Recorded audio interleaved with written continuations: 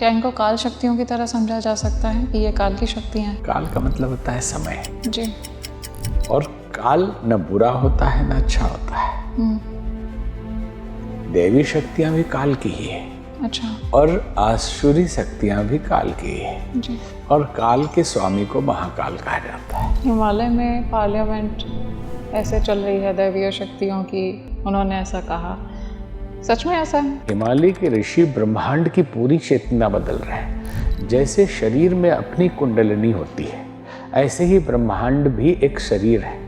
विराट पुरुष का शरीर है, जो परमात्मा जिसको आप कहते हैं, और उसमें भी चक्र हैं और उसमें भी कुंडलिनी है। पाप के बढ़ने की बात की जाए या देशों में तनाव की स्थिति की बात की जाए, ये सब जो कुछ भी हो रहा है, ये क्या कहीं ना कहीं असुरी शक्तियाँ हैं जो इसको संचालित कर रही हैं? अभी जहर ऊपर आ गया है, अब अमृत आने ही वाला है, देर नहीं, इसलिए डरिए मत। तो जो दिखाई दे रहा है कुछ नया नहीं है। कि चेतना ज़्यादा इवॉल्व है आजकल के बच्चों की, ये क्या पहले से ही वो चूजन सोल्स हैं जो कहीं ना कहीं एक धर्म की स्थापना में अपना एक योगदान देंगे? स्वामी विवेकानंद के लेटर्स पढ़ेंगे ना, तो उन्होंने एक जगह लिखा कि आज जो मुझे सम्मान मिल रहा है ये शिकागो में या यहाँ, हम तो इंतजार कर रहे हैं कि वो जो आ रहे हैं सब, वो कितने पावरफुल लोग आ रहे हैं और उनको दुनिया कितना सम्मान देगी।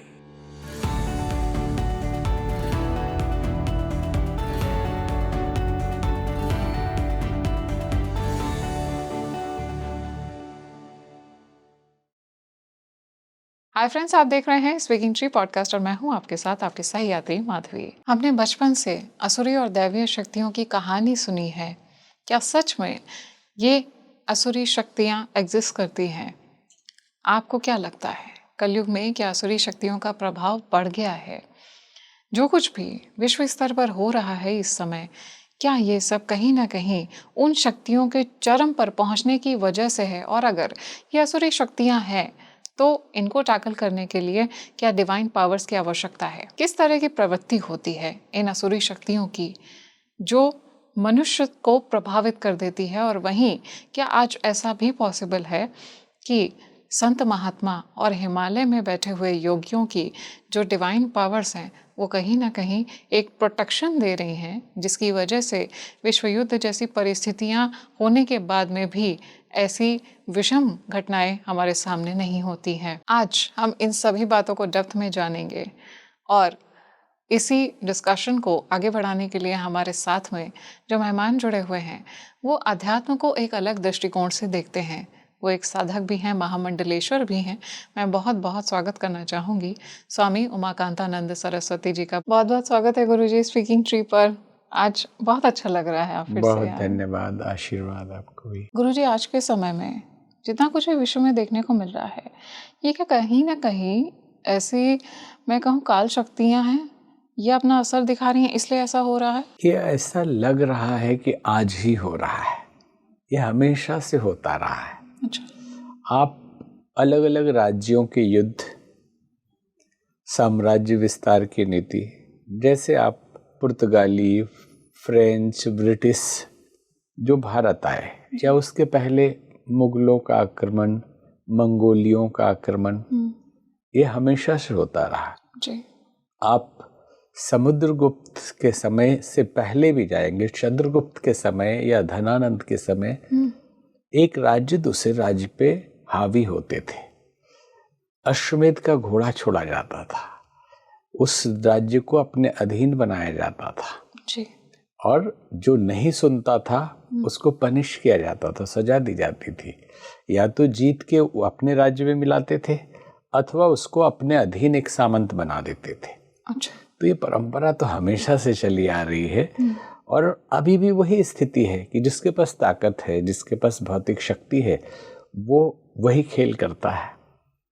और रामचरितमानस में कहा गया, प्रभुता पाए काय मद नाहीं। जी। जब प्रभुता और शक्ति संपन्नता आ जाती है तो किसे अहंकार नहीं आता है। तो ये न समझें कि आज का समय है, समय खराब चल रहा है, परिस्थितियां बिगड़ी हुई है इसलिए ऐसा कुछ हो रहा है। ऐसा नहीं है। जी। गुरुजी, जैसे मैं कहूँ कि दोनों तरह की पावर्स हैं।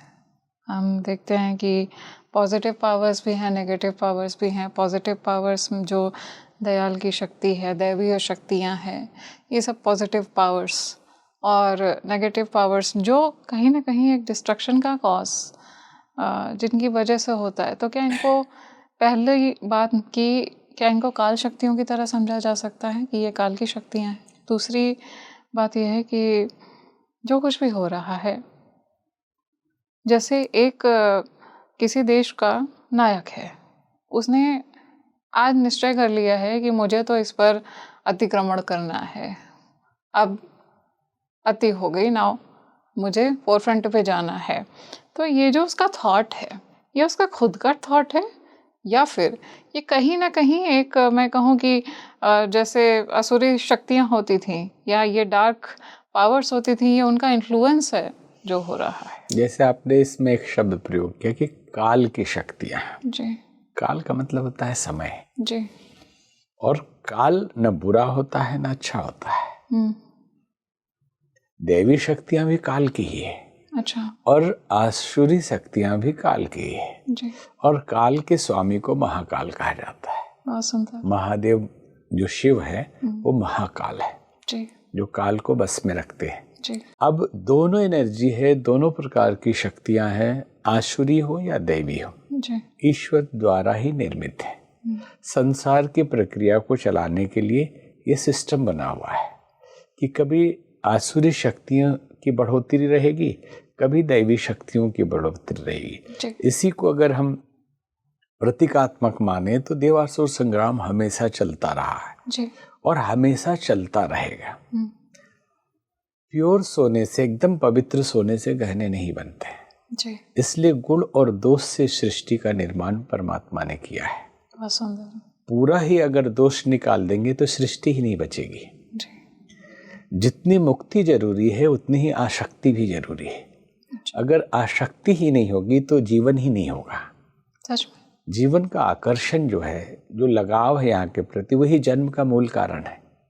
अच्छा। हमारे मन में कुछ न कुछ आसक्ति लगी रहती है, चाहत बनी रहती है, तो फिर से जन्म लेते हैं। और एकदम आसक्ति खत्म हो गई, पूरे ही आप दैवी हो गए, त्रिगुणातीत हो गए, सतरज तन तीनों से ऊपर उठ गए, तो फिर जरूरत ही नहीं है जन्म लेने की, मुक्त हो गए। अच्छा। फिर संसार है ही मिश्रण से बना हुआ। तो कभी कभी आसुरी शक्तियां बढ़ी हुई दिखाई देती हैं, कभी कभी दैवी शक्तियां, जबकि दोनों शक्तियां परमात्मा की है। और ज्ञान मार्ग में तो कहेंगे कि ये भ्रम है जी। आसुरी शक्ति होती ही नहीं है। अच्छा। हाँ, ज्ञान के अभाव का नाम भ्रम है और भ्रम से उत्पन्न परिकल्पना जो हमें भयभीत कर रही है वही आसुरी शक्ति है। बहुत सुंदर। और ज्ञान हो गया, जैसे कहते हैं कि रस्सी को सांप समझ लेते हैं भ्रम में जी। और छाया को भूत समझ लेते हैं। और रामचरितमानस में आता है कि झूठ हो सत्य जाहि बिनु जाने। झूठ भी सत्य लगता है जिसको जाने बिना। तो परमात्मा के और सृष्टि के रहस्य को जो जान गया, उसके लिए ना आसुरी शक्तियां बचती है ना दैवी शक्तियां बचती है, लेकिन वो जानने की अवस्था बहुत ऊंची होती है, उस पवित्रता की अवस्था भी बहुत ऊंची होती है। हाँ, उस बीच में आसुरी शक्तियां भी हैं और दैवी शक्तियां भी हैं। तो इतना जरूर मान लीजिए कि सब लोग अपने आप को समझ रहे हैं कि वो स्वतंत्र हैं। मुक्त पुरुषों को छोड़ के, कुछ विशेष संतों को छोड़ के कोई स्वतंत्र नहीं है, सब गुलाम है। किस चीज के? मन के गुलाम है। मन के गुलाम है और मन किसी और का गुलाम है। जैसे आपको एक उदाहरण दें हम जी। कि शरीर एक गाड़ी है, दिल्ली से मुंबई जाना है जी। उसके लिए गाड़ी आपको मिली है, आप मालिक है और मन ड्राइवर है जी। और आप गाड़ी में बैठे हुए हैं। लेकिन क्या आपकी मर्जी से गाड़ी जा रही है या ड्राइवर की मर्जी से? वो ड्राइवर उसको कार श्रृंगार के यहाँ ले जाता है, डेंटिंग पेंटिंग कराता है। ड्राइवर मतलब मन जी। उसमें तेल डलाता है और गड्ढे में इधर उधर कुदा के गाड़ी खत्म कर देता है, मंजिल तक पहुंचते ही नहीं।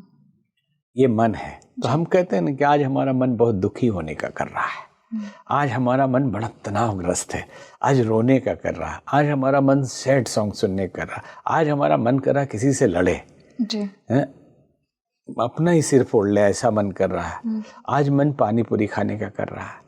तो मन ही सब करेगा, हम मालिक कुछ नहीं करेगा। मालिक ऑर्डर नहीं दे सकता है, नहीं दे सकता, गुलाम है वो। अच्छा, साधना इसी के लिए होती है कि गुलामी से आजाद होके हम स्वतंत्र हो जाएं, ड्राइवर हमारी बात माने। तो गुलाम मन है और मन हमारे व्यक्तित्व का मूल है। मन है तो हम हैं, या तो कोमा में चले जाएंगे या हम समाधि में चले जाएंगे। तो मन या तो सात्विक हो, या तो तामसिक हो, या राजसिक हो, कोई ना कोई रहेगा, या बैलेंस्ड हो। अच्छा, तो जो हम कहना चाहते थे कि हम गुलाम हैं, तो मन के गुलाम हैं और दो शक्तियों के गुलाम हैं। कौन सी दो शक्तियां हैं? आसुरी और दैवी। अच्छा, अगर आपकी चिंतन धारा, आपकी सोचने की शैली और आपका व्यवहार और आचरण नकारात्मक है, ईर्ष्या, द्वेष, घृणा, कलह, ये सब पसंद आता है आपको, आलस्य, प्रमाद, तो आसुरी शक्तियां वो भी घर ढूंढती रहती है ना। अच्छा, गंदे घर में जैसे आसुरी शक्तियां रहती है, वैसे आसुरी शक्तियां गंदे मन में रहती हैं। तो इनका मस्तिष्क पर प्रभाव होता है? मस्तिष्क को पूरा कंट्रोल कर लेती हैं। आप शराब पीते हैं तो इतना पिलवा देंगी, आप संकल्प करके जाएंगे कि हम आज से नहीं पीना चाहते, बाद में रोएंगे कि अरे इतनी उल्टी हो गई, इतना हम क्यों कर देते, हम तो नहीं चाहते कि ये सब करें, लेकिन हो जाता है।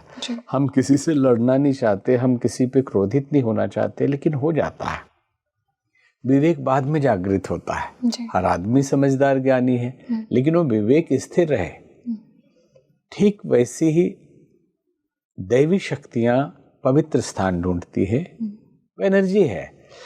तो जिसके अंदर करुणा, ममता, प्रेम, संवेदना, साहस, शौर्य, पराक्रम, सहनशीलता, ऐसी चीजें हैं उनके व्यवहार में सहज ही, तो दैवी शक्तियां यंत्र बना लेती हैं। बहुत सुंदर। और वो उनसे काम कराती हैं बड़े बड़े, और वो खुद बोलते हैं कि हमें पता भी नहीं था कि हम इतना बड़ा काम कर जाएंगे। ये लगा कोई कर गया। हाँ, ऐसा एहसास होता है उन्हें। हाँ, तो वो शक्तियां कराती है। गुरुजी, आपने बोला कि हिमालय में पार्लियामेंट ऐसे चल रही है दैवीय शक्तियों की, उन्होंने ऐसा कहा, सच में ऐसा है? देखिए, हमारे गुरु ने तो हमसे कहा और हम तो देख रहे हैं। हमने एक आर्टिकल लिखा था, भारत का भविष्य, उसमें अभी तो पूरा नहीं बोलेंगे, बहुत बातें करनी है। विश्व के जितने भविष्यवक्ताओं की भविष्यवाणियां हैं, नोस्ट्राडामस, प्रोफेसर हरार, जिन डिक्सन, कीरर, एलन राइट, फ्लोरेंस, क्योंकि सबको हमने बहुत करीब से स्टडी किया, और अभी नहीं, बहुत बचपन में जी। और यहाँ तक कि एलन राइट के घर भी हम गए, कनाडा में वो पादरी थे। अच्छा। टोरंटो में। तो इनकी भविष्यवाणियों का विश्लेषण भारत के परिप्रेक्ष्य में, और सूरदास से लेके शाह नियामतुल्लाह बल्ली ईरान के हुए, उनकी भविष्यवाणी का भी विश्लेषण किया। अच्छा। सब में भारत के उज्जवल भविष्य का संकेत। और जब परिस्थितियां पूरे विश्व की आज हम देखते हैं तो लगता आज युद्ध हो जाएगा, तीसरा विश्व युद्ध होगा, दुनिया समाप्त हो जाएगी। ठीक 30 साल पहले भी ऐसा ही लगता था। अच्छा। हाँ, उस समय भी लगता था कि आज हुआ, अब खत्म होने वाला है सब कुछ। तो उस समय भी परिस्थितियां ऐसी थी। तब पंडित श्री राम शर्माचार्य जी ने एक नारा दिया था। अच्छा। एक टिकट छपवाया था, 21वीं सदी उज्जवल भविष्य। अच्छा। हाँ, 21st सेंचुरी ब्राइट फ्यूचर। कोई सरकारी डाक टिकट नहीं था, लेकिन एक टिकट छापा गया और पूरी दुनिया में बांटा गया कि आप आशा रखिए, दुनिया बदलने वाली है और नई सदी आ रही है। ये चाहे कुछ भी हो जाए। तो क्यों? क्योंकि हिमालय में ऋषि सत्ता लगी हुई है। और एक और आर्टिकल हमने आगे लिखा था कि सत्ता ही नहीं, ब्रह्मांडीय चेतना का परिवर्तन। क्योंकि 14 में एक सत्ता के बदलने से लोग बहुत खुश थे उस समय। परिस्थितियां बदलती हैं, अपने अपने हर आदमी के स्वार्थ होते हैं और राजनीति अलग दिशा में जाती है, लेकिन उस समय निश्चित ही सब लोग खुश थे।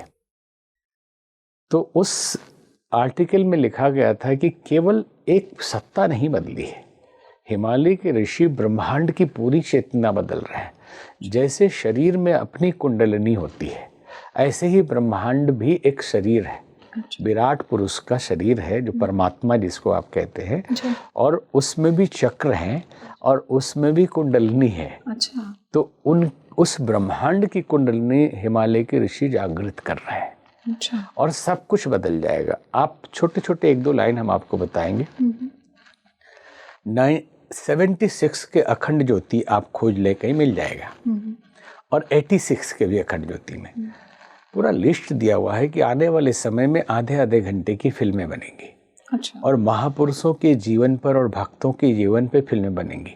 उसमें लिखा है रामायण, महाभारत, छत्रपति शिवाजी, महाराणा प्रताप, मीराबाई, पूरा लिस्ट दिया हुआ है। ठीक है। और जब हम लोग बच्चे थे तो गाना गाते थे, जागेगा इंसान जमाना देखेगा, नवयुग का निर्माण जमाना देखेगा। एक गुजरात के कोई कवि थे, वो गाते थे कि अब युग बदल रहा है, बदलना जरूर है, अब वो भी बदल जाएं कि जिनको गुरूर है। कुछ पटक देंगे चिता पर मरोड़ कर, और साथी भी चल देंगे जलता ही छोड़कर। पूरा गाना था ये। जी। सिर्फ संकेत हमें कर रहे हैं कि 30 साल, 40 साल पहले, 25 साल पहले अच्छे भविष्य की संभावना पे इतना जोर दिया गया। और उन्होंने एक पुस्तक भी लिखी, 21वीं सदी उज्जवल भविष्य, 2 पार्ट में है। ये 1990 की जनवरी में प्रकाशित हुई है। और उसका पहला नारा है कि चर्चिल हारते समय नारा दिया था उसने, वी फॉर विक्ट्री। अच्छा। हम जीतने वाले हैं।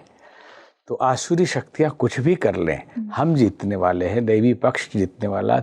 बाद में शक्तिमान टीवी सीरियल आया। गुरुजी, विश्व स्तर पर जो कुछ भी आज घटित हो रहा है, पाप के बढ़ने की बात की जाए या देशों में तनाव की स्थिति की बात की जाए, ये सब जो कुछ भी हो रहा है, ये क्या कहीं ना कहीं असुरी शक्तियां हैं जो इसको संचालित कर रही हैं और चरम पर हैं? देखिए, आसुरी शक्तियां हमेशा अपने चरम पे होती हैं। अच्छा। इसीलिए हमेशा से देवासुर संग्राम चलता रहा है। जी। आज से 20 साल पहले भी थी, 50 साल पहले भी थी, जब द्वितीय विश्व युद्ध हुआ तब भी थी, तब विश्व युद्ध ही हो गया, और अभी भी है। और दैवी शक्तियों का प्रभाव अभी अधिक है, जिसके कारण वो अपना पूरा खेल नहीं खेल पा रही है और न खेल पाएंगी। अच्छा। क्योंकि वो तो अपनी शक्ति लगाएगी। इसको ऐसे ही मान लेना चाहिए कि दीपक बुझते समय बहुत तेजी से जलता है, आखिरी लव जो उसका होता है बहुत तेजी से। आदमी मरते समय बहुत तेजी से सांस लेता है, और सुबह होने से पहले अंधेरा बहुत घना हो जाता है। ये वही है। अच्छा। हाँ, इसके लिए एक नजरुल नाम के कवि हुए जी। बंगाल में, जो शायद बांग्लादेश चले गए थे। तो इन परिस्थितियों पे उन्होंने, उसकी 4 लाइन है बांग्ला में उनकी, कि माँ भया डरो मत, एतो दिन बुझिया जागिलो भारतेर प्राण। अच्छा। इतने दिन सोने के बाद भारत का प्राण जग गया है। सजीव होइया उठिया छे शमशान गौरस्थान, जिंदा हो गया है मंदिर और शमशान सब। उठिया छे हलाहल उठबे अमृत देरी नाई आर। अच्छा। अभी जहर ऊपर आ गया है, अब अमृत आने ही वाला है, देर नहीं, इसलिए डरिए मत। तो जो दिखाई दे रहा है कुछ नया नहीं है। जनसंख्या बढ़ी है जी। हम एक बहुत व्यवहारिक भौतिक जगत के प्रैक्टिकल व्यवहार के रूप में अगर देखें, जनसंख्या कम थी तो क्राइम कम दिखता था। अच्छा। सात्विकता भी कम दिखती थी और तामसिकता भी कम दिखती थी। जनसंख्या अधिक होगी तो क्राइम भी अधिक दिखेगा और अच्छे लोग भी अधिक दिखेंगे। तो गुरुजी, मेरे अंदर एक क्यूरियोसिटी है कि जैसे टेक्नोलॉजिकल एडवांसमेंट्स आज के समय में जितना है, उतना मैं कहूँ कि कुछ 3-4 दशक पहले नहीं था। तो क्या ये सब जितना भी पाप था उस समय क्या प्रकाश में नहीं आता था, ऐसा होता था? देखिए, पाप और पुण्य अलग चीज है जी। पाप और पुण्य की परिभाषा कौन करेगा? अगर वेद व्यास की दृष्टि से कहें तो 18 पुराणेषु व्यासस्य वचनम द्वया। 18 पुराण में 2 ही वचन है कि दूसरे को कष्ट देना पाप है और दूसरे को सुख देना पुण्य है। अब ये भी सापेक्ष है कि कितना देना और किसको संतुष्ट करना और किसको कष्ट देना। जो दुष्ट है उससे न लड़ने जाए तो भी समस्या है, गीता के हिसाब से। जी। और अगर सबको आप चापलूसी ही करते रहे, प्रसन्न ही करते रहे, तो भी समस्या है। इसलिए पाप और पुण्य भी सापेक्ष है, ये भी रिलेटिव है, समझना बड़ा मुश्किल है। हम एक ऐसी सोसाइटी में जीते हैं जिसमें मान्यताएं बना दी जाती हैं और हम उसमें पाप और पुण्य की परिभाषा करते हैं, जबकि पाप और पुण्य अलग अलग संप्रदायों के हिसाब से अलग अलग हो जाएंगे एकदम। अच्छा। दृष्टिकोण ही बदल जाएगा कि कहीं मांसाहार पाप है और कहीं मांसाहार पुण्य है, कि उनके पूजा पाठ में मांसाहार खाया जाएगा। और सनातन धर्म के अंदर इतने संप्रदाय हैं कि इसमें कहीं एकदम लहसुन प्याज तक वर्जित है और कहीं तो बलि चढ़ा के खाने की परंपरा है। तो पाप क्या है इसमें और पुण्य क्या है? ये बड़ी भारी समस्या है जी। तो इसलिए बहुत लोगों को गिल्टी कॉन्शियस हो जाता है कि हमसे ये कुछ हो गया तो हम पापी हो गए। नहीं, ईश्वर पाप और पुण्य नहीं, आसुरी और दैवी। अच्छा। सीधे सीधे कहें कि शब्द दिया गया है पाप और पुण्य समझने के लिए, आदमी को समझाने के लिए कुछ शब्द ना दे तो समझ नहीं पाएगा। जी। तो हम ये कह सकते हैं कि वो विचार जो हमें ऐसे मार्ग पे ले जाए जो हमारे लिए भी कष्टकारक है और दूसरों के लिए भी कष्टकारक है, और फिर उससे जो कर्म बने और उससे जो परिणाम निकले वो सब पाप है। और वो विचार जो हमारे लिए भी कल्याणकारी हो, आत्म कल्याण करे और दूसरों का भी कल्याण करे, और हमसे ऐसा कर्म करवाए वो चिंतन जिससे कि सबका भला हो, वो पुण्य है। बहुत सुंदर। गुरुजी, इसी बीच एक मेरे अंदर जिज्ञासा जाग गई कि जैसे आपने बोला कि आसुरी शक्तियों का असर होता है मानव मस्तिष्क पर और जो दैवीय शक्तियाँ होती हैं उनका भी असर होता है। ऐसे में जो भेद कैसे कर पाए इंसान कि उसके ऊपर जो भी असर हो रहा है ये वो खुद नहीं कर रहा है, ये किसी डार्क फोर्स के थ्रू ड्रिवन है, उससे करवा रही है। जो भी आसुरी शक्ति है वो कहीं ना कहीं उसको उत्तेजित कर रही है कि तुमको ये डिसीजन लेना है। देखिए, इसमें तो पहले भी हमने संकेत किया कि अपने गुणों को चेक करें कि गुण कितने, अवगुण कितने। क्या बहुत आलसी हैं या बहुत जलनशील हैं, दूसरों से ईर्ष्या, द्वेष, घृणा, कला ये सब पसंद आता है, तो निश्चित मानिए कि आसुरी शक्ति आपको पकड़ेंगी। अच्छा। हाँ, मतलब ये भूत प्रेत टाइप की नहीं, वो समझ में भी नहीं आएगा और हो रहा है। ये तो अलग एनर्जी है दूसरी, इनका तो सीधे सीधे अस्तित्व है। अच्छा। डिवाइन पावर्स का भी, एविल पावर्स का भी। और ये कमजोर लोगों को ये भी सहारा बनाती है कि जब आप पूरे शरीर को, आत्मा का इतना वजन नहीं है कि कण कण में व्याप्त हो जाए, तो एयर गैप मिलेगा तो वो उसमें घुस जाती है इच्छा पूर्ति करने के लिए। उसकी चर्चा अभी नहीं हो रही है। अभी हो रही है कि दैवी शक्ति, कोई पितर, कोई देवता नहीं, दैवी शक्ति। और कोई असुर में कोई भूत प्रेत पिशाच नहीं, आसुरी शक्ति है। ये एक डार्क एनर्जी, कोई पर्टिकुलर एक आत्मा नहीं, पूरी एनर्जी ही फ्लो कर रही है। जो पात्र देख रही है, जैसे एक घटना घटी रामायण में कि सरस्वती माता को देवताओं ने कहा कि अगर राम का राज्याभिषेक हो गया तो रावण मरेगा कैसे। अच्छा। बहुत मुश्किल काम है, तो आप किसी भी तरह कोई उपाय करिए कि जिससे राम वनवास जाए। अच्छा। कि राम बन जाहि हो ही सकल सुर काज, सभी देवताओं का कार्य पूरा होगा। रावण से त्रस्त है सब। तो सरस्वती माता उसमें व्यंग भी करती हैं कि ऊंच निवास नीति करतूती, कि देवलोक में रहते हैं और इतने देख न सकई पराई विभूति। दूसरों की संपन्नता और राज्य आपसे देखा नहीं जाता। बोले कि आप क्षमा करेंगे, हम उस दृष्टि से नहीं बोल रहे हैं कि विपत्ति हमारी बहुत बड़ी है, विपत्ति हमारी जानी बड़ी है। करिए सोई आज, ऐसा कुछ काम करिए कि राम जाहि बन राज तजी हो ही सकल सुर काज। तो अब उन्होंने पात्र ढूंढना शुरू किया अयोध्या में। सरस्वती माता ने, ज्ञान की देवी ने।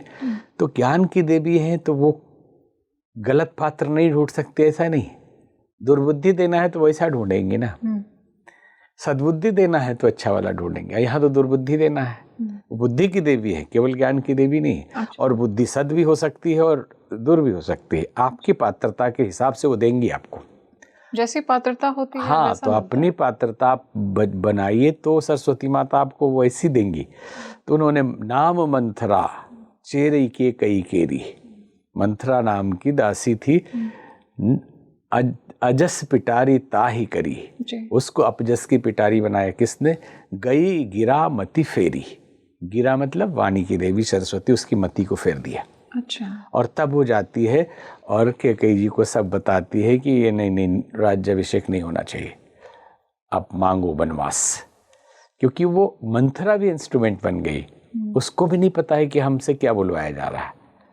तो क्या बुलवाया जा रहा है? जो देवता सरस्वती माँ से प्रार्थना कर रहे हैं कि राम राजा ना बने, बन चले जाए। नहीं तो यही क्यों मांगा जा रहा है? कुछ और कारागृह में डाल दो राम को, क्योंकि वो लीला होनी थी। हाँ नहीं, वो देवता रिक्वेस्ट कर रहे हैं सरस्वती माता से कि ये रावण को मारना जरूरी है, ये वन में नहीं जाएंगे तो मरेगा नहीं, रावण को मारने के लिए सारी हाँ। तो लीला। यहाँ पे सिर्फ हम ये कहना चाह रहे हैं कि कैसे दैवी शक्ति ने उसके अवगुणों के कारण आसुरी शक्ति का प्रभाव दिखाया वहाँ। अच्छा। इसलिए आसुरी शक्ति और दैवी शक्ति बहुत अलग नहीं है, ये भी एक समझना जरूरी है कि डार्क एनर्जी और आपका डिवाइन एनर्जी ही तो है, लेकिन जो सोर्स रिसीवर है वो किस लायक है, वो डार्क को रिसीव कर ले रहा है, नहीं देखा जाएगा। तो गुरुदेव, आपने जैसे बोला कि इस समय आसुरी शक्तियां चरम पर है, जब आसुरी शक्ति चरम पर है तो क्या इसके आगे मैं कहूँ कि आगे जो आने वाला समय है, ये क्या इन आसुरी शक्तियों का प्रभाव बढ़ेगा और इसको काटने के लिए कोई दैवीय शक्ति भी आएगी? देखिए, आसुरी शक्तियों का प्रभाव है, लेकिन दैवी शक्तियां भी बढ़ रही हैं। अच्छा। तुलनात्मक दृष्टि से हम नहीं समझ पा रहे हैं, इसलिए हमें ऐसा लग रहा है कि ये पैरेलल दोनों शक्तियां चलती हैं। कभी कभी आसुरी बढ़ी हुई दिखाई देती है और कभी कभी लेकिन आने वाले समय में ये मान के चलना चाहिए कि दैवी शक्तियों का प्रभाव बढ़ेगा और आसुरी शक्तियों का कम होगा। कभी भी कोई भी एनर्जी में आसुरी शक्ति खत्म नहीं होती है। तो इसका कोई टाइम लिमिट है गुरुदेव? कोई टाइम लिमिट नहीं है, टाइम स्पेस अलग दृष्टि से चलता है, गिनती हम अलग करते हैं, कोई अवतारों के लिए भी अलग टाइम बताते हैं, कोई ग्रंथ अलग टाइम बताते हैं और होता कुछ और है। इसलिए और एक प्रभाव देखिए, बदलाव का समय है, दैवी शक्तियों का प्रभाव भी दिखाई दे रहा है। आप कल्पना कर सकते हैं कि न्यूज़ चैनल पे, टीवी चैनल पे संतों को बुला के और सात्विक चर्चा हो सकती थी कभी? आज से 20-30 साल पहले, या जब से DD1 के बाद चैनल शुरू हुए, नहीं था पॉसिबल, सोच भी नहीं सकता था आदमी। अभी सनातन सम्मेलन हो रहे हैं, अभी धर्म सम्मेलन हो रहा है चैनल्स पे, अलग अलग संतों के व्याख्यान आ रहे हैं, तो बदलाव नहीं दिखाई दे रहा है। जब आसुरी शक्तियां अपना खेल खेल रही, दैवी शक्तियां भी अपने तरीके से, उनका प्रभाव भी दिखाई देने लगा है। आज युवा जो वर्ग जो है वो जहाँ पब में और डिस्को में केवल जाता था, अब भजन कीर्तन के लिए क्लब खुलने लगे हैं जी। उसी पे डांस कर रहे हैं। अब बहुत सूक्ष्म तरीके से, व्यवहारिक दृष्टि से पूरे समाज पे दृष्टि डालेंगे तो बहुत भारी परिवर्तन दिखाई दे रहा है अनजाने में, जो समझ नहीं पा रहे हैं, क्योंकि सोशल मीडिया कम था और हम देखते वही हैं जैसा हमारा दृष्टिकोण होता है, वैसे ही वीडियोज हम देखेंगे, वैसे ही रील्स देखेंगे, और AI फट से 1-2 रील देखे कि उसी टाइप का देने लगेगा। तो अगर आप सात्विक देखना शुरू कर दें तो दिखाई देगा कि सात्विकता ही बढ़ रही है, दैवी शक्ति बढ़ रही है, बड़े बड़े काम हो रहे हैं। और उधर जाइए तो उधर, तो हम लोगों का मुद्दा ये था कि आसुरी शक्तियों का प्रभाव बढ़ा, जिसका कारण वैश्विक स्तर पे अशांति रही जी। और मानव का दुश्मन हो गया, पिता पुत्र का दुश्मन हो गया, थोड़े से ज़मीन के लिए भाई भाई लड़ जाते हैं, मर जाते हैं। लेकिन बदलाव आ रहा है, धीरे धीरे संवेदना जग रही है, और सबका आधार होता है संवेदना। और संवेदना शब्द जो है, ये इसको उर्दू में कहते हैं हमदर्द जी। लेकिन उतना करीब नहीं है। संवेदना और हमदर्द में बहुत फर्क है। Equal pain. जब हम आत्म स्वरूप के उस स्थिति में पहुंच जाते हैं कि सामने वाले में ही हमारा दर्द होने लगे, उसके तकलीफ को हम महसूस करने लगे, तो ये धीरे धीरे संवेदनशील समाज हो रहा है। बीच का समय था जब एकदम बिगड़ते गए लोग, लेकिन अब धीरे धीरे बदलाव भी दिखाई दे रहा है। तो निश्चित माने कि देवी शक्तियों का भी प्रभाव है इसमें। कल्कि जैसे अवतार, उनके लेने के पहले, जन्म लेने के पहले या उनकी शक्ति के सक्रिय होने के पहले पाप चरम पे था, तो कहीं ना कहीं ये वैसी ही परिस्थिति है। और ये जो मैं कहूँ कि एक स्पिरिचुअल एनलाइटनमेंट की तरफ लोग आगे बढ़ रहे हैं, लोगों के अंदर झुकाव आध्यात्म को लेके बढ़ रहा है, ये क्या उन्हीं का प्रभाव शुरू हो गया? नहीं, प्रभाव तो शुरू है। अच्छा। और हम लोग जब घर छोड़े बचपन में, इसी के लिए घर छोड़े कि हमको यही सिखाया गया कि दुनिया बदलेगी और इस बदलाव के समय में नौकरी करने, बिजनेस करने का समय नहीं है, आपको इस फील्ड में काम करने की ज़रूरत है। तो हमने इतने कम उम्र में सिर्फ एक विश्वास पे कि दुनिया बदलने वाली है, 21वीं सदी उज्जवल भविष्य है, कल की अवतार होने वाला है, सतयुग आने वाला है। और कल के अवतार के दूसरे स्वरूप को हमने उसमें पहले बताया है कि किस रूप में है। और जो 7 चिरंजीवियों की चर्चा है वो सूक्ष्म रूप में काम कर रहे हैं। वो आदमी के रूप में किसी को नहीं दिखाई देंगे, लेकिन वो मदद पॉलिटिक्स के लिए, धर्म के लिए परशुराम जी हैं, कृपाचार्य जी हैं, हनुमान जी अलग से लगे हुए, मतलब वो दिखाई नहीं देंगे, लेकिन उनका प्रभाव हो रहा है। कल की अवतार हो चुका है, ये पहले भी हमने संकेत किया है। अब भले ही भविष्यवाणी का कोई डेट और बताए, कोई 2032 बता दे, कोई 2026 बता दिया, कोई 2000 बता दिया, अलग अलग ग्रंथों, अलग अलग लोगों की दृष्टिकोण अलग अलग है।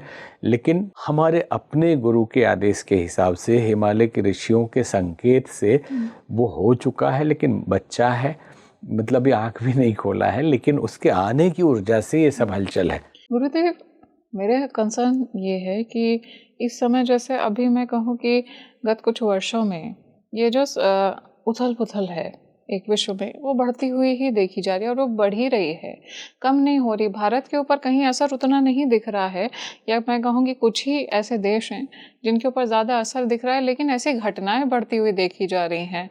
ये इसका मतलब ये मैं कहूँ कि आगे जा कर के बढ़ेंगी, कम होंगी, क्या होगा? एक तो नहीं बढ़ेंगी, पहली बात। अच्छा। दूसरी, बढ़ती हुई दिख रही है क्योंकि हम इसको दिखा रहे हैं। अच्छा। इतना न्यूज का प्रोजेक्शन है, इतने सारे माध्यम है अभी देखने के लिए, इसलिए हमें लग रहा है जब प्रथम विश्व युद्ध हुआ तो क्या आज से अच्छी परिस्थितियां थी? कितनी बिगड़ी हुई रही होंगी।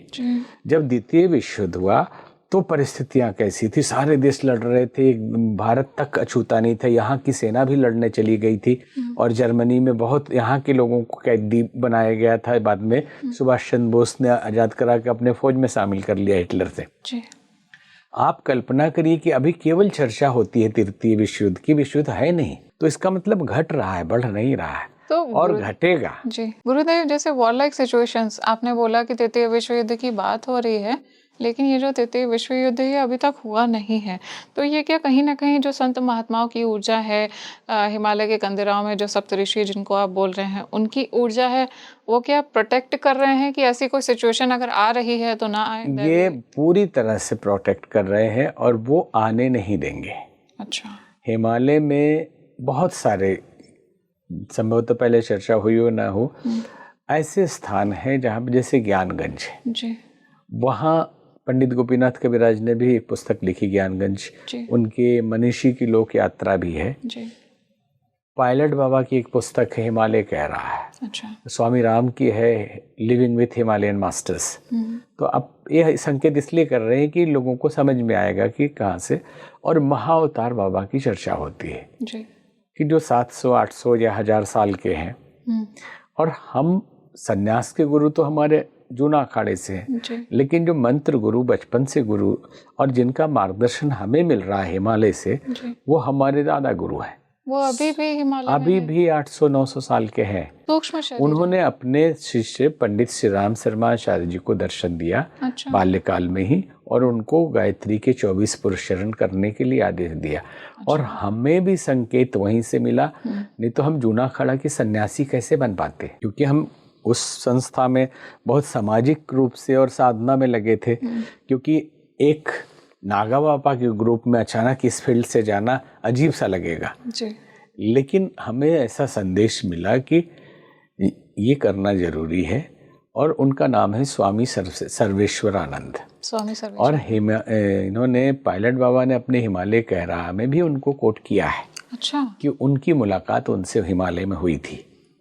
अच्छा। और पायलट बाबा हमारे अच्छे मित्र थे हमारे। किस तरह की मुलाकात हुई थी गुरुदेव, ये क्या? अब वो पुस्तक बहुत लंबा चौड़ा वर्णन है, वो सूक्ष्म शरीर में है। इन्होंने ध्यान की अवस्था में देखा होगा, साधना में देखा। हिमालय भी साधना करने बहुत बार पायलट बाबा रहे हैं। अच्छा।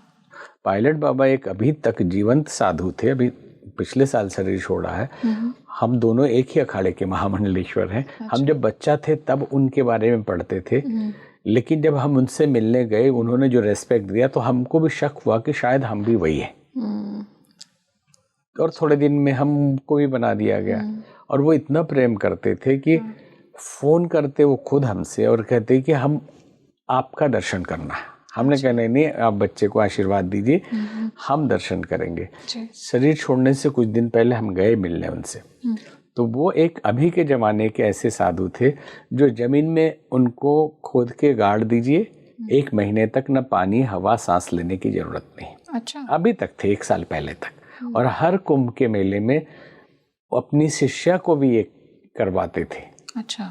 तो ये हिमालय से उनका बड़ा कनेक्शन था, तो उन्होंने अपनी पुस्तक में वर्णन किया है। तो हिमालय में निश्चित ही ऋषि मुनि है, जैसे तवांग मठ है एक, लामाओं का भी अलग है लेवल। और वो बहुत बड़ी दुनिया है हिमालय के अंदर और कैलाश के अंदर, जो आदमी समझ नहीं सकता। और कंट्रोल वहाँ से हो रहा है।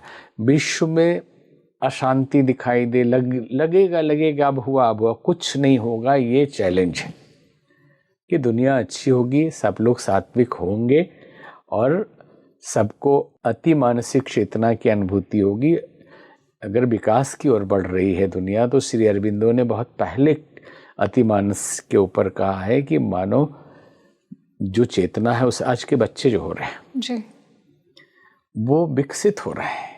आज के 5 साल बच्चे को आप पहले के 30-40 साल बच्चे वाले का दिमाग आप पाएंगे।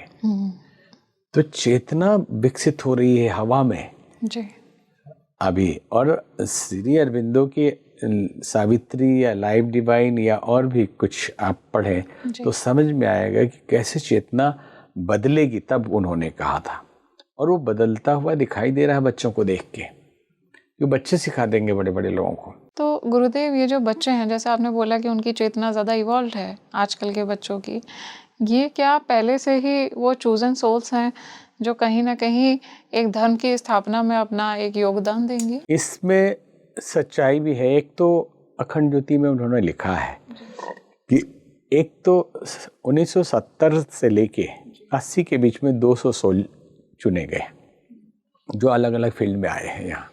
कोई राजनीति में है, कोई धर्म में है, और फिर उसके बाद भी आ रहे हैं। स्वामी विवेकानंद के लेटर्स पढ़ेंगे ना, तो उन्होंने एक जगह लिखा कि आज जो मुझे सम्मान मिल रहा है ये शिकागो में या यहाँ, हम तो इंतजार कर रहे हैं कि वो जो आ रहे हैं सब, वो कितने पावरफुल लोग आ रहे हैं और उनको दुनिया कितना सम्मान देगी। ये हमारे शब्द नहीं है, स्वामी विवेकानंद के शब्द हैं कि वो आ रही है आत्माएं और उनको एक नहीं हजारों की संख्या में है, और उनको कितना सम्मान मिलेगा। अच्छा, तो सबने संकेत किया है। गुरुदेव, जो संत महात्मा होते हैं, इवॉल्व सोल्स हम उन्हें कहते हैं, उनको पहले से पता होता है आगे जाकर के क्या हो रहा है? किस तरह से वो देखते हैं? क्योंकि वो साधना में भी लीन रहते हैं, परमात्मा के भी पास में होते हैं। देखिए, इसमें कुछ तो पहुंचे हुए संत होते हैं जी, कुछ यात्रा में है, कुछ प्रारंभ में है, तो सबकी अवस्थाएं अलग अलग होती है।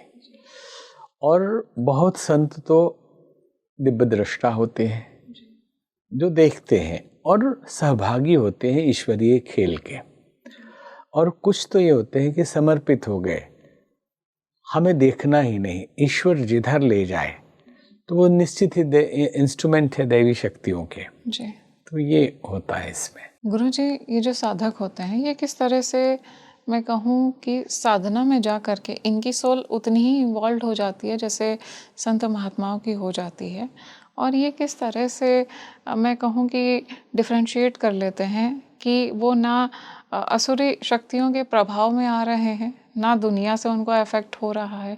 किस तरह से होता है? देखिए, 3 तरह की शक्तियाँ होती हैं। असुरी देवी तो हम मानते हैं, सात्विक, राजसिक, तामसिक। जी। 3 ही तरह के तत्व से दुनिया बनी हुई है। जी। एक घटना है रामचरितमानस की कि जब भरत जी को राजा बनाया जा रहा था तो नहीं बनना चाहते थे, तो उन्होंने सलाह दिया कि सब लोग चल के राम जी को मना के लाते हैं। तो राजा हैं तो सेना सहित समर्पण करेंगे तो माना जाएगा, लेकिन निषाद राज को लगा कि सेना लेके जा रहा है, 14 साल इसको पूरा नहीं पड़ रहा है, जी। ये मारने जा रहा है। तो वो सभी सैनिकों को लेके तैयार हो जाते हैं कि हम नदी पार करने नहीं देंगे भरत को, और कहते हैं कि हो सजोइल रोकहूँ घाट रोक दीजिए, आज हम इनसे दिखा देंगे इनको। तो जब चलते हैं सब हथियार लेके, सैनिक लेके, तो किसी को छींक आ जाती है। अच्छा। तो कोई बुजुर्ग बोलते हैं कि छींक का शकुन ये नहीं बता रहा है कि ये युद्ध के लिए जा रहे हैं। तो बोले पकड़ेंगे कैसे कि ये किस काम के लिए जा रहा आदमी, कौन सी वृत्ति इसके अंदर काम कर रही है, कैसे समझ में आएगा। तो बोले भोजन से। आहार जो मनुष्य का है वो उसका चिंतन चरित्र सब बता देगा कि क्या खाता है तो क्या सोचता होगा। अच्छा। तो मीन पीन पाठीन पुराने भरी भरी भार कहारन आने, ऐसा चौपाई आता है उसमें कि मछली और मृग फल फूल सब कुछ लेके गए उनके सामने भरत जी के। लेकिन भरत जी रथ से जैसे देखे कि राम सखा सुनि सैंदन त्यागे, राम जी के मित्र हैं, वो रथ से उतर गए और गले लगा लिया जी। किसी वस्तु को छुआ नहीं खाने के, गिफ्ट के। तो लोगों ने धीरे से पूछा कि आप क्या समझें कि क्या है, कि आपने कहा था कि अगर राजसिक छुए तो समझौता करने जा रहा है, अगर तामसिक छुए तो युद्ध करने जा रहा है, सात्विक छुए तो समर्पण करने जा रही, तो किसी को नहीं छुआ इसने। तो बोले ये संत है, त्रिगुणातीत फिरत तन त्यागी, जो तीनों गुणों से ऊपर उठ जाता है वो परम संत होता है। बहुत सुंदर। और इसके लिए गीता में भगवान कृष्ण ने कहा, त्रिगुणया विषया वेदा निस्त्रिगुण भवार्जुना।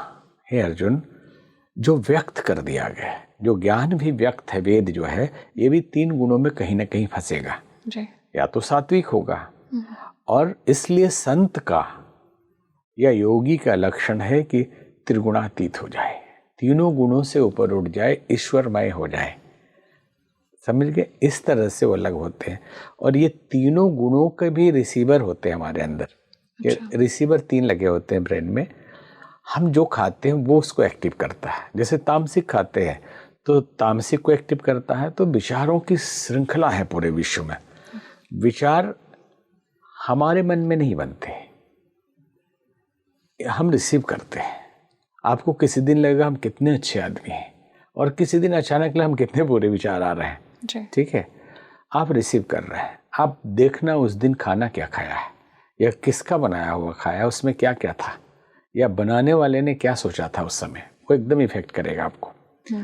सात्विक आहार लिया है तो आपका सात्विक रिसीवर चालू रहेगा। अगर राजसिक आहार लिया है तो इसलिए आहार पे बहुत ध्यान दिया जाता है साधना मार्ग में। और एक बात हम आपको ऐसे सिंपल बताना चाहेंगे कि पूजा पाठ, व्रत, उपवास, त्योहार, कांवर ले जाना, जल चढ़ाना, सबकी विधि है अलग अलग। गुरुदेव, हमने बात की है कि आज के समय में जो कुछ भी घटित हो रहा है, असुरीय शक्तियों का प्रभाव, उसके साथ में दैवीय शक्तियाँ भी सक्रिय होते हुए देखी जा रही है। ऐसे में साधकों की भी हमने बात की है कि साधकों की चेतना कैसी है। आपने बोला वो तीनों गुणों से ऊपर उठ करके सोचते हैं जो साधक होते हैं।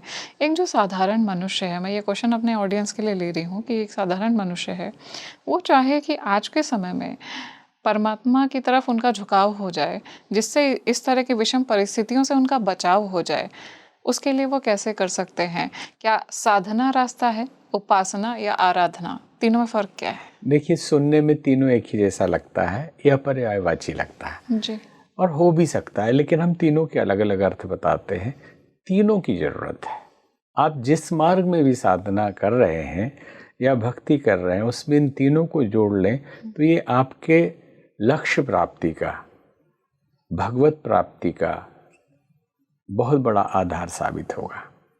जैसे उपासना, तो उपासना शब्द का ही अर्थ पहले अगर आप लेंगे ना, तो उप आसन जी, मतलब नजदीक बैठना। उपवास भी इसी से आया है। अच्छा, कि निकट वास करना। खाना छोड़ देना उपवास नहीं होता है। भगवान के चिंतन में लीन रहना उपवास है। बहुत सुंदर। और उस दिन आप उसमें इतने लीन रहते कि खाने का ख्याल ही नहीं रहता। अब आजकल तो बस कुट्टू के आटे का बनाओ, इसका बनाओ। उपवास का मतलब ईश्वर के साथ वास करना, और उपासना का अर्थ है ईश्वर के साथ आसन लगाना। उपनिषद भी यही है कि गुरु के पास बैठ के ज्ञान लेना। तो उपवास और ये उपासना हम लोग चर्चा कर रहे थे, तो बहुत संक्षेप में हम कहेंगे, बहुत विस्तृत चीज है कि आप अपने गुरु के द्वारा दिए हुए मंत्र या आपका अपना इष्ट, उनके साथ रोज बैठिए और उस मंत्र को आप जप करिए, श्रद्धा भाव से लगे रहिए। ये उपासना है। अच्छा, उपासना ईश्वर की जाती है, साधना ईश्वर की नहीं की जाती। अच्छा, उपासना मतलब ईश्वर के साथ बैठेंगे तो तितली जिन रंग के पौधों पे बैठती है वैसे ही हो जाती है। गिरगिट जिस रंग के फूलों के पौधों के पास बैठता है वैसे हो जाता है। भृंग नाम का एक कीड़ा है जो एक दूसरे सम कीड़े को पकड़ता है और इतना गुंजार करता है कि थोड़ी देर में वो कीड़ा भी भृंग हो जाता है जी।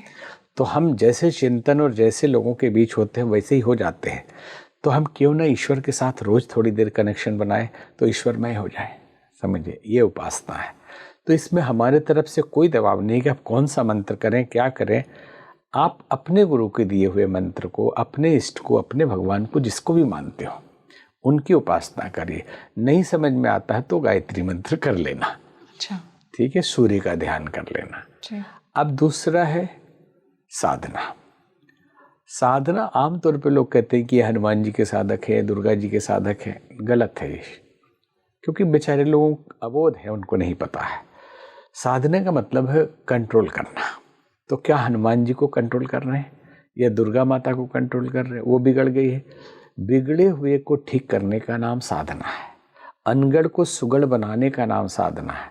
जैसे एक बंदर अगर जंगल में जाए तो खेलिए तो काट लेगा, और उसी को मदारी जब साध लेता है तो उससे नाच करवाता है।